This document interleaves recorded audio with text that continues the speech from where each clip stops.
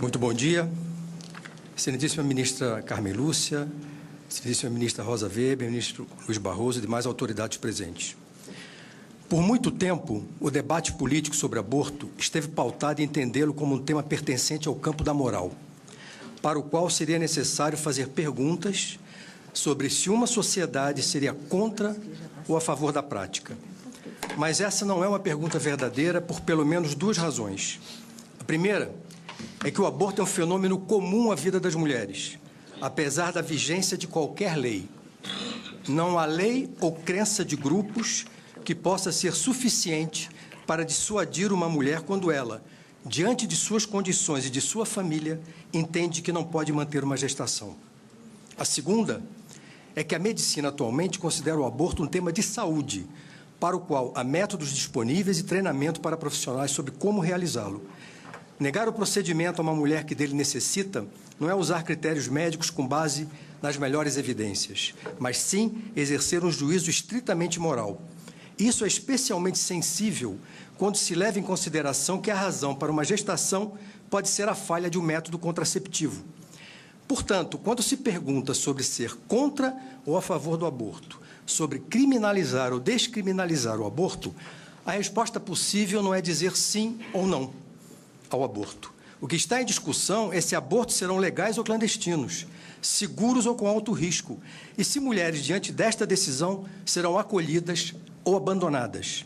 Esta Corte tem a possibilidade de fazer a pergunta nos termos mais adequados: como oferecer melhor assistência em saúde diante de um fato da vida reprodutiva das mulheres? Sim, porque o aborto é parte da vida de mulheres de todas as classes, raças, idade, níveis educacionais e religiões.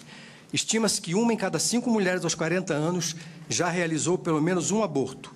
Em 2015, 503 mil brasileiras abortaram. Isto significa mais de 1.300 mulheres a cada dia, quase uma por minuto. Os dados mostram que a lei não é capaz de interferir nas questões mais fundamentais à decisão de uma mulher. Mesmo sob ameaça de prisão e correndo os riscos do mercado clandestino, as mulheres ainda assim precisam recorrer ao aborto. Embora a necessidade de interromper uma gestação possa fazer parte da história de qualquer mulher, a mesma pesquisa demonstrou que as mulheres negras e indígenas das regiões Norte, Nordeste e Centro-Oeste são as mais vulneráveis. As razões para se fazer um aborto são tão diversas quanto as mulheres, porém, o aborto é um evento muito mais comum e arriscado entre aquelas já marcadas pela desigualdade. Segundo a pesquisa Nascer no Brasil, Inquérito Nacional sobre Parto e Nascimento da Fundação Oswaldo Cruz, que ouviu 24 mil mulheres entre 2011 e 2012, vejam, mais da metade, 55% das brasileiras que tiveram filhos não haviam planejado a gravidez. As circunstâncias de que uma gestação não planejada ocorre podem ser muitas: desconhecimento sobre o uso dos métodos, acesso àqueles mais adequados, dificuldade de negociar seu uso com o parceiro ou até ocorrer uma falha na utilização. Muitas das mulheres nessa situação já são mães e não pode ter outro filho sem prejudicar o cuidado e a subsistência dos primeiros, ou não dispõe de uma rede de apoio para iniciar um projeto de maternidade que lhe dê segurança. Aliás, a ausência da rede de apoio pode ser, inclusive, responsabilidade do Estado, pela ausência de creches, de proteção adequada no mundo do trabalho ou insuficiência de políticas de assistência social à infância e à maternidade. Mas poderíamos saber ainda mais e com mais precisão sobre quais são os contextos e as razões das mulheres se fosse permitido que elas chegassem ao sistema de saúde em busca de atendimento. Ao impedir que o aborto seja também um tema de saúde, o Estado lhes nega cuidado em duas dimensões. A primeira, criando obstáculos ao aprimoramento das suas políticas de saúde sexual e reprodutiva e, portanto, aumentando as chances de uma mulher enfrentar uma gravidez não planejada. E a segunda, quando criminaliza a decisão de interromper essa gestação que não pôde ser evitada. O Estado ameaça encarcerar as mesmas mulheres das quais não pôde cuidar em seu dever de prevenção. Da mesma forma, ameaça os médicos por acolhê-las em momento tão difícil e lhes oferecer cuidado. Nós sabemos como oferecer proteção ou redução de danos a uma mulher que venha fazer o aborto, se na legalidade sem riscos, se na clandestinidade para evitar que morra ou adoeça gravemente.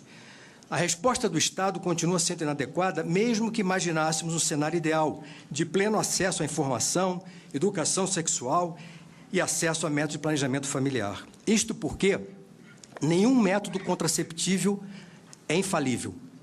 É preciso considerar que há uma diferença entre o uso perfeito de um método e seu uso típico. O uso típico trata do uso cotidiano, o dia a dia, reflete a eficácia de cada método para o casal médio, que nem sempre utiliza de forma correta. Já o uso perfeito seria o que está na bula, a partir dos resultados dos estudos clínicos monitorados pelos pesquisadores. Poucos casais, se é que algum, conseguem manter o uso de um mesmo método sem falhas, especialmente durante longos períodos de tempo. Por que uma mulher erraria no uso de um método? Porque ela esquece o medicamento, sofre violência, cuida de outros filhos e tem pouco tempo para ela, mora longe do seu trabalho e despende muitas horas por dia em precários transportes públicos, porque no posto de saúde da sua comunidade o método mais adequado não está disponível. Levando isso em consideração, sabe-se que com o uso típico do anticoncepcional injetável, vejam, pode haver até 6% de falha em um ano. Em uso perfeito, a falha chega a 1%. Para o preservativo masculino, a falha em uso típico chega a 18% em um ano. Mesmo em um uso perfeito e improvável, ainda seria de 2%. Já para o preservativo feminino, a falha em uso típico chega a 21% em um ano e a 5% em uso perfeito. Ora, se nem mesmo a ciência pode prometer às mulheres eficácia para os métodos de saúde reprodutiva, é incompreensível que o Estado pretenda criminalizá-las, ainda que tenham feito tudo ao seu alcance para evitar uma gestação. Em nenhum outro tema de saúde, consideramos que o fato de uma pessoa ter a possibilidade de evitar ou diminuir a chance de um agravo deva responsabilizá-la a ponto de negar-lhe cuidado. Não se nega atendimento aos diabéticos, ainda que tenham falhado em seguir o tratamento médico, nem aos que fazem uso excessivo de álcool, açúcar ou cigarro. Todas são condições prioritárias para a saúde pública e os pacientes objeto de políticas de prevenção e tratamento. Ora, com ainda mais razão, para um tema tão delicado como a decisão de ter filhos, as mulheres e famílias deveriam ser cuidadas em suas necessidades e amparadas nas situações em que não puderam evitá-lo.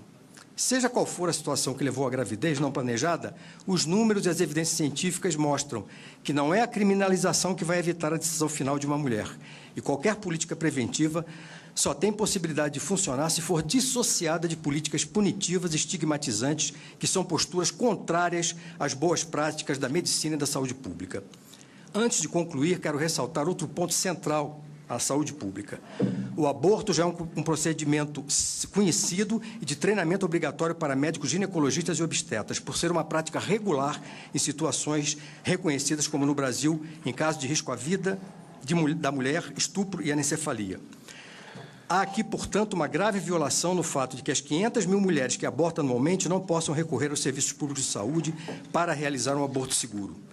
De acordo com o próprio Ministério da Saúde, garantir que uma mulher possa decidir pelo aborto em caso de estupro é de alta prioridade para profissionais de saúde, como forma de evitar o prosseguimento da gravidez indesejada, preservando um direito fundamental da mulher, o direito reprodutivo. Nessa situação, o Ministério da Saúde já reconhece que o aborto se apresenta como uma necessidade de saúde pública, destacando a importância dos serviços de saúde na garantia desse direito fundamental. Essa argumentação é extensível a qualquer situação em que uma mulher esteja diante de uma gravidez não planejada. Como o próprio Ministério da Saúde afirmou, para os casos de violência sexual, a gravidez se destaca como consequência pela complexidade das reações psicológicas, sociais e biológicas que determina, sendo a gestação indesejada ou forçada encarada como uma segunda violência intolerável para muitas mulheres. Não há justificativa em saúde para que se imponha a maternidade compulsória. Destaque-se que o aborto clandestino, que será buscado por essas mulheres, muitas vezes é realizado com o uso do medicamento misoprostol, incorporado na Relação Nacional de Medicamentos Essenciais desde 2009, como medicamento essencial para a proteção da saúde sexual e reprodutiva da mulher. Vejam que este medicamento, todavia, tem sua comercialização proibida, sendo de uso restrito a hospitais, mesmo considerado seguro pela Organização Mundial da Saúde, inclusive para o autoaborto, quando a mulher goza de boa saúde e está nas primeiras semanas de gestação. Então, aqui temos uma outra questão, a negação do acesso às mulheres de um medicamento reconhecido como essencial para a sua saúde e classificado como seguro pelas Nações Unidas. A verdade encoberta é que o aborto inseguro e a clandestinidade são fatores de morbidade e de mortalidade materna entre mulheres de todas as raças e etnias, principalmente das mais pobres. Não fosse crime no Brasil, médicos e hospitais fariam o procedimento legalmente e mulheres pobres teriam acesso a um serviço seguro, longe de métodos cruéis que, quando não matam, deixam sequelas irreversíveis físicas e psíquicas.